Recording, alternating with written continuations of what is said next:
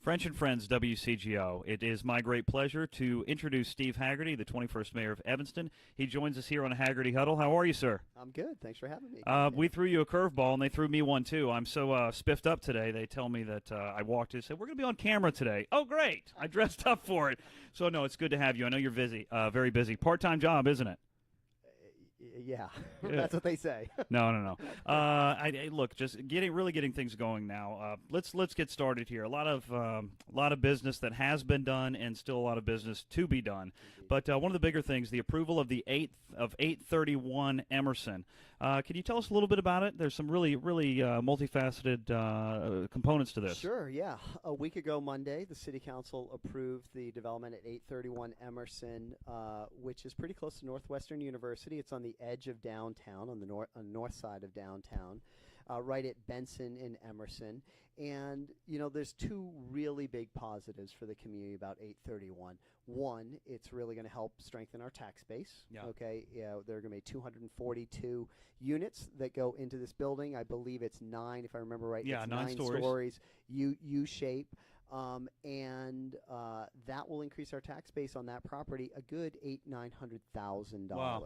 Okay, of which, remember, 2/3 goes into our schools. Sure. The second element that's really great is that this falls under the inclusionary housing policy. The developer has opted out of putting affordable housing into the building, but that means they're going to be making a payment of $100,000 for 10% of the units. So $2.4 million is going to go into the Affordable Housing Fund, which is going to be really helpful to a lot of people that are in need of more affordability in Evanston. And that's something that was certainly a hot topic during the election, and that was a question: how is this going to be funded? Well, there you go. Immediately, $2.4 million.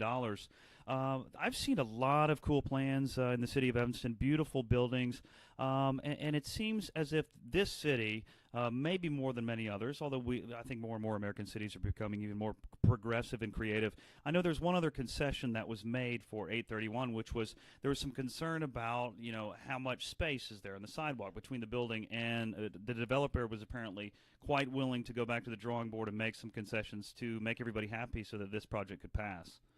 Yeah, he did. I mean, a lot of this comes down to what the zoning is around the city, and this is ultimately, I think it was approved under C1A.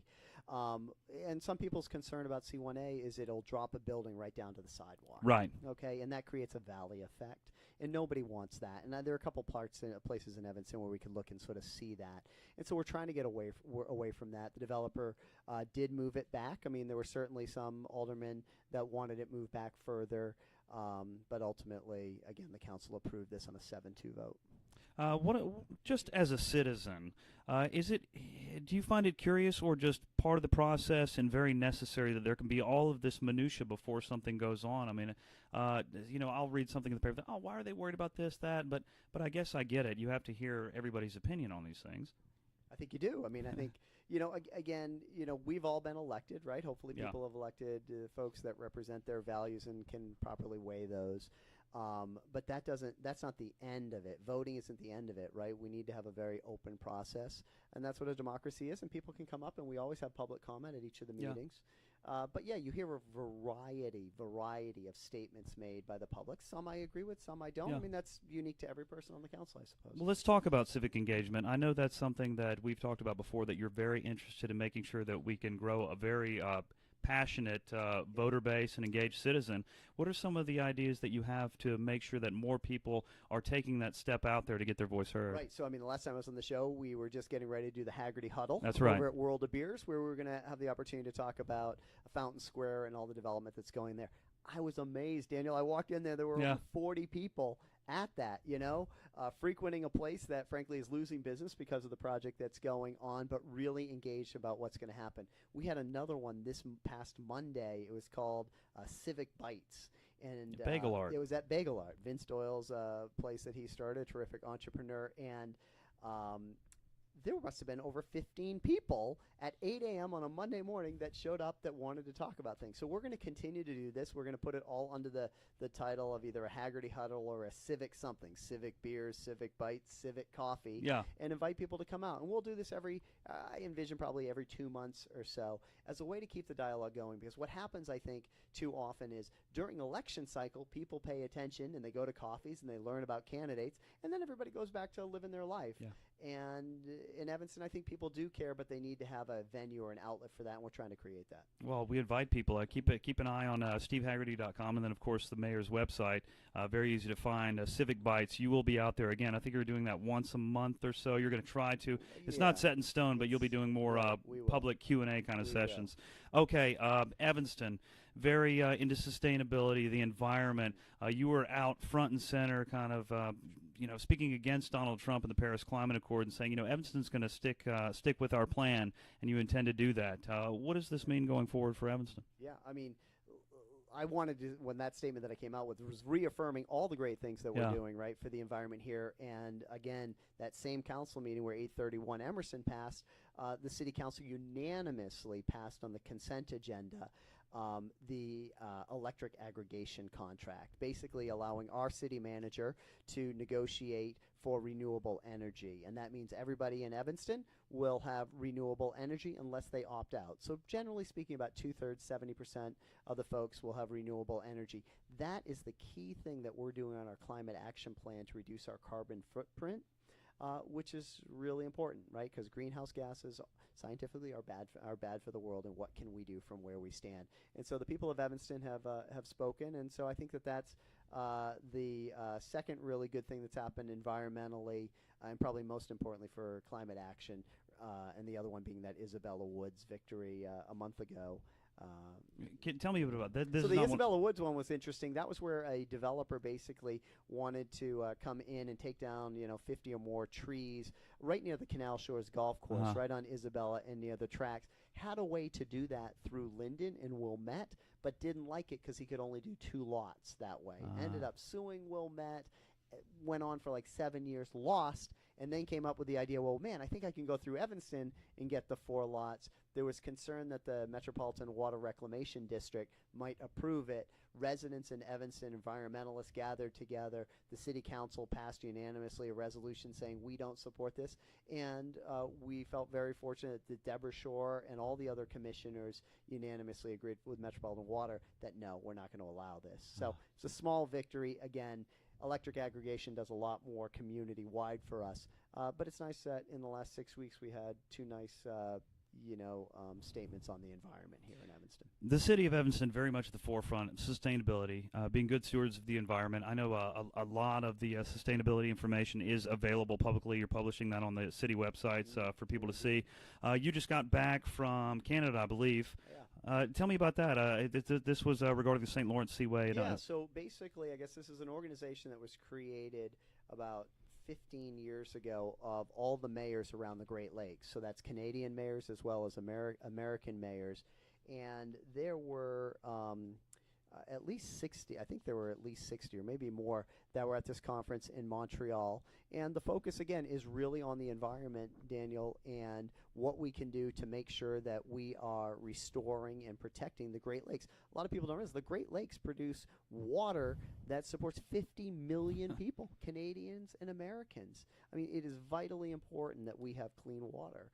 This is one of the most fascinating and unfortunately still debates of our time. We can debate the merits of what is causing climate change, fine. But to anyone who's still denying it, it's truly mystery to me, considering there are passageways that boats are taking now that they were not 100 and 200 and 300 years ago. So anyway, I guess it doesn't take a rocket scientist. But exactly. But here's the thing on that point, though, is that if you don't believe that climate change is happening, you may, if you're the president, which he has done in his proposed budget, say, I'm going to zero out the Great Lakes restoration funding. There have been $300 million a year that has gone towards the Great Lakes to make sure that this water remains clean and a viable source for all of us and for life and for the fish that are in there and everything else. And he has zeroed it out. He's saying, I want nothing. Now, I think that Congress will come forward and continue to put money towards the restoration. But that's not responsible, in my opinion. Mayor Steve Hagerty joins us, 21st Mayor of Evanston. There is another thing that's critically important. This was not really our secret here, I should say, but now it is there for everyone to see. The troublesome situation in which Illinois finds itself. We are will this be the beginning of the third fiscal year without a budget coming up soon? The whole nation is looking at us and wondering what in the world has happened. We need to figure out. That's not your concern. That's for Springfield. But what do you do, understanding that the state has said that they will halt construction projects, road maintenance projects, yet we're in the midst of a gigantic one here?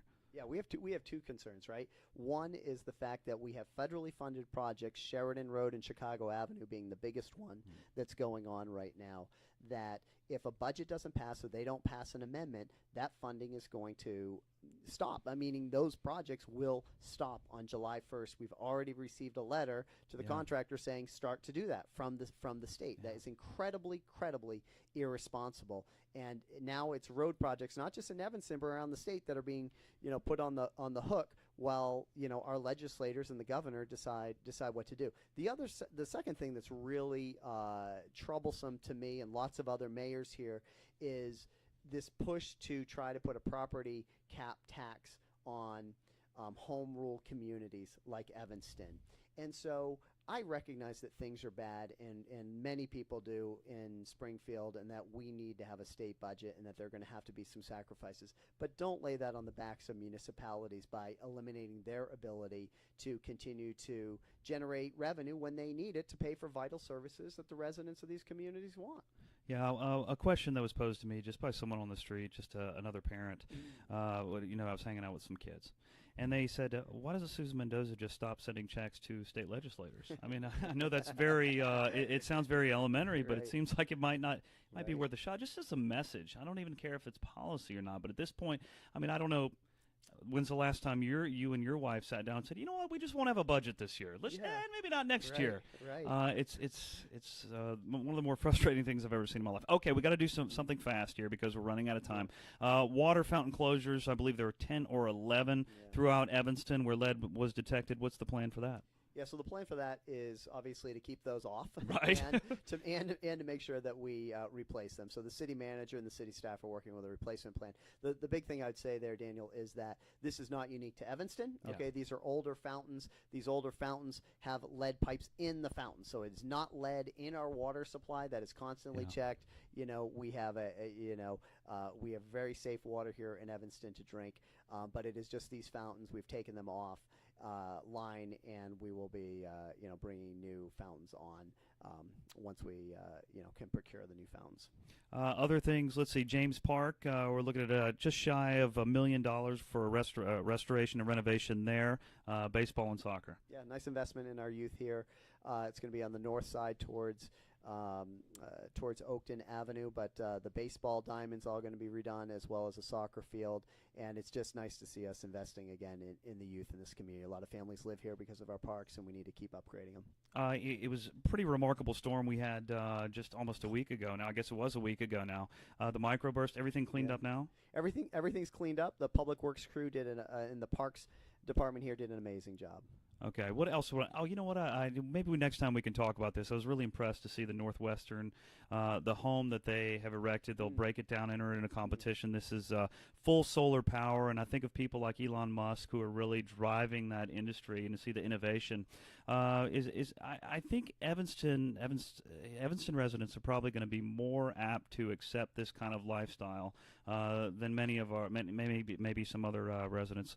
Excited about that? Very, very excited about that, and I would love in a future show just to talk a little about that and what they're doing. Okay, well, let's do that. Let's do that. Steve Hagerty, Mayor of Evanston, thank you for your time. We get to talk about once a month or so. Yeah. Thanks for having me, guys. Talk to you again. Hagerty Huddle. French and Friends, more coming up.